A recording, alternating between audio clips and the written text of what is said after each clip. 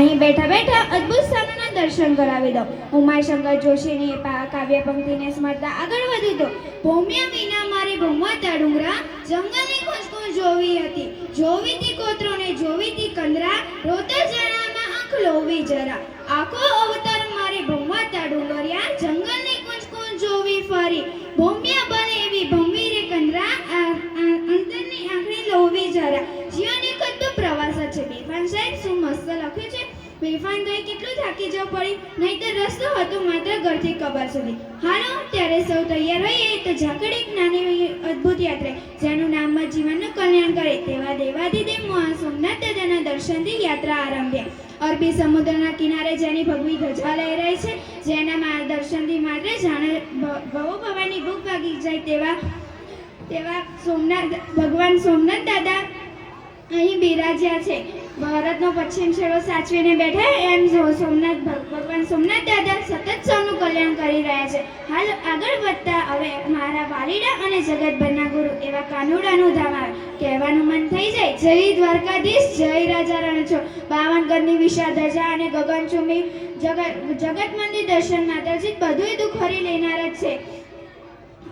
જગતને શ્રીમદ ભગવાનની ભેટ આપી જીવન જીવતા જીજ્ઞા દ્વારિકા નાથના દર્શન અને ગોમતી નદીનું સ્થાન અત્યંત આહલાદક છે. પછી તો બેટ દ્વારકા પણ એવું જ અવશ્ય સ્થાન. દૂરદર્શન બીજ અને સરકાશીની અદ્ભુત સિદ્ધિ દર્શાવે છે. ત્યાંથી વળતા થતા જામનગર નામનું જામ સાહેબના ઘર આવે. જામ સાહેબના નાનકડું પણ વિકાસને સંકળાયેલું શહેર. એમાંય તો ત્યાંનું રિલાયન્સ નગર અને વ્યંતારા વિશ્વ આખા માટે ઉદાહરણરૂપ છે. ત્યાંથી વળતા થતા મચ્છુ નદીમાં ભાગેલું ને ટાઇલ્સના ધંધાના જોરે બેઠું થયેલું મોરબી નગર. હવે ત્યાંથી એન્ટ્રી થાય છે મુંજા કચરામાં. એ બચ્ચન સાહેબે એમને થોડું કહ્યું હશે કે કચ્છ નહીં દેખા તો કુછ નહીં દેખા, કચ્છ નહીં દેખા તો કુછ નહીં દેખા. ઇતિહાસના ભયંકર ભૂકંપમાં ભાગીને ભૂક્કો થયેલું કચ્છ આજે પોતાના જોરે જબરજસ્ત રીતે બેઠું થાય છે. મારે તો અમૃત બારે માસ ગાય છે. અમૃત ગાય સાહેબે એમને થોડું કહ્યું હશે કે એમના શબ્દોમાં કચ્છને ગાયું હશે, ભામરું તો એ ભીંજવે ભાવે, વણ બોલાવ્યું દોડતું આવે, હાલ તાણ કરીને એ જાય તાણી, વહરે ગાય કચ્છનું પાણી, સ્નેહનું પાણી, સુરનું પાણી, પોતાના પ્રચંડ પૂરનું પાણી, હાલ તને વહરે ગાય કચ્છનું પાણી.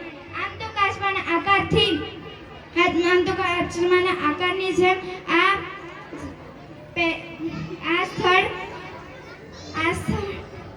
સ્થળ ગુજરાતનું સ્થાન છે.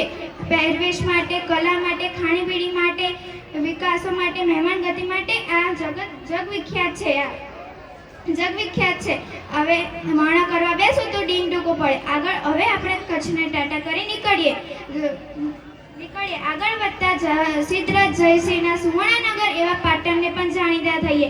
રાજમાતા મિનલદેવી સોલંકી વંશનું શિક્ષણનું ધામ અને અદ્ભુત કલામત કારીગરીનું આ નગર એટલે અણહિલ વાવ પાટણ. રાણકી વાવ, સહસ્રલિંગ તળાવ અને અહીં વિશ્વ વિખ્યાત છે.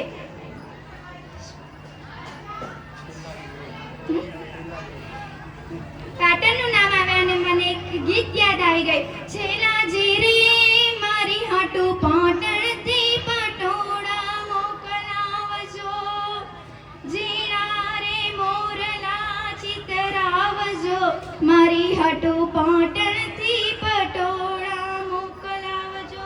સરદાર સાહેબ અને મહાત્મા ગાંધીજી જેવા મહાન